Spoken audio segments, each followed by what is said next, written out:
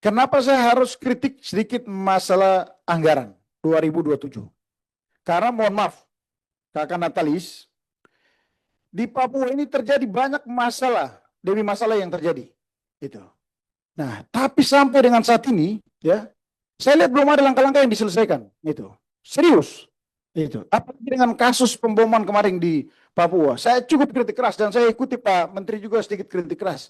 Tapi tidak serta-merta kita hanya teriak-teriak begitu. Action itu. Koordinasi lintas sektor ini harus bunyi begitu. Tidak bisa bunyi di media. Itu. Eksekutif sebagai eksekutor dalam melakukan koordinasi dan lain-lain harus actionnya jelas. Memberikan dampak yang signifikan terhadap perubahan situasi konflik di daerah yang ujung-ujungnya berujung pada HAM di masyarakat. Begitu. Saya pikir ini harus dilakukan. Gitu. Karena kasihan kalau kepercayaan ini diberikan kepada senior saya ini penatalis. Tapi bunyinya tidak ada itu. Bunyinya di media ini tidak cukup begitu untuk menyelesaikan masalah di Papua. Gitu. Karena kementerian ini dibentuk spesifik oleh presiden karena perhatian terhadap masalah-masalah HAM yang harus diselesaikan dan dibunyikan. Gitu. Sehingga kita memberikan kesadaran kepada kementerian lembaga untuk paham tugas dan fungsi mereka dalam melakukan komunikasi. Itu yang utama. Gitu. Jadi misalkan kalau anggaran kurang untuk mendukung teman-teman dari kementerian lembaga, minta tambah. Karena itu yang kita butuh, itu yang masyarakat butuh. Begitu, bukan kita teriak di tempat, itu tidak bisa relevan dengan situasi di daerah.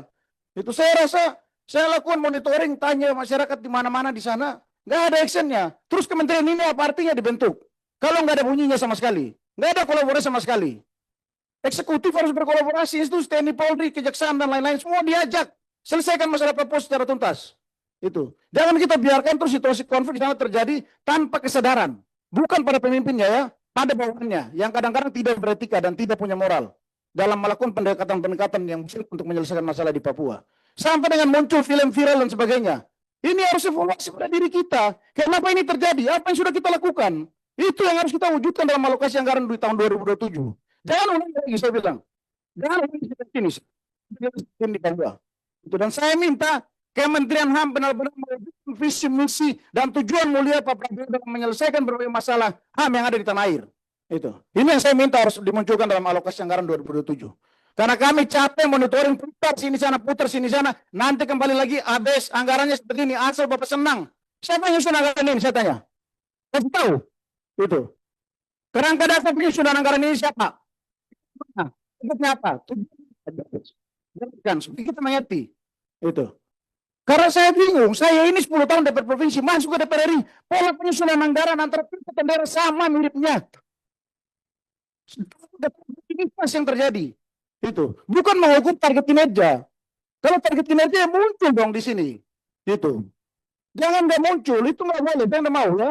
Saya kasih tahu karena masyarakat saya di daerah Papua sana banyak yang korban dari situasi ini. Jadi jangan terjadi ulang. Itu. Sehingga ke depan Kementerian HAM, bukan saja Menteri, semua jajaran supnya jalan. Itu. Ada terjadi sesuatu turun, bukan saja di Papua, di Sumatera, di mana-mana, respon cepat. Jangan biarkan ini tumpuk di pundaknya Pak Prabowo, tidak boleh. Dari kinerja kita yang buruk akan menumpuk kepada kinerja seorang Subianto. Itu.